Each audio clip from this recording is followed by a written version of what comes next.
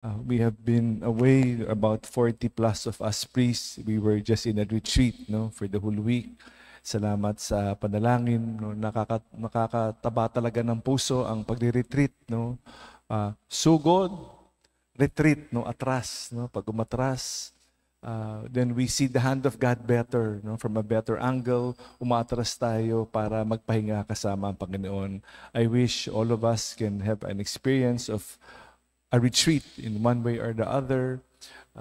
Hindi pwedeng sugod ng sugod. Kailangan talaga tayo to take a step back and see the hand of God. How beautiful it is to see the hand of God. No? Maliwanag ang kamay ng Diyos pag tayo'y nasa retreat.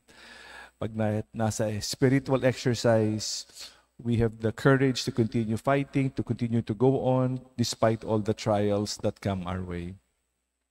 The beautiful gospel today reminds us of how God takes care of each and every one of us.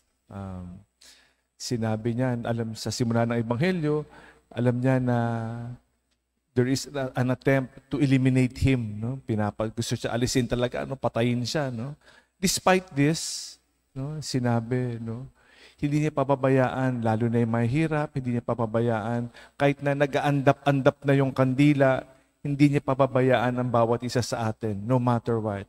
Kahit na yung binugbog na tambo, no, hindi niya papabayaan. Lahat mahalaga sa Panginoon. Each and every one is important, no matter what. No? He will never abandon us. Never, never abandon us.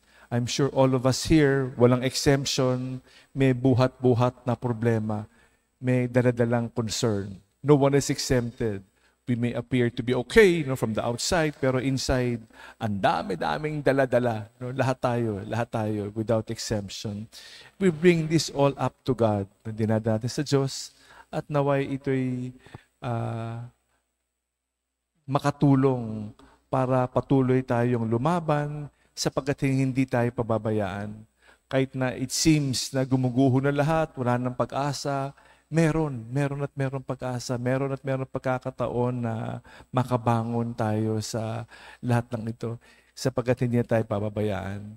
Hindi lang si Jesus, binigay niya ang kanyang ina, like most Saturdays, to remind us na nandito ang ating mahal na ina para tulungan tayo to carry all our loads, to carry all our burdens. This is God's reminder for us because of His love for each and every one of us. Salamat sa Diyos sa paalalang ito. Salamat sa Diyos sa kanyang pagmamahal.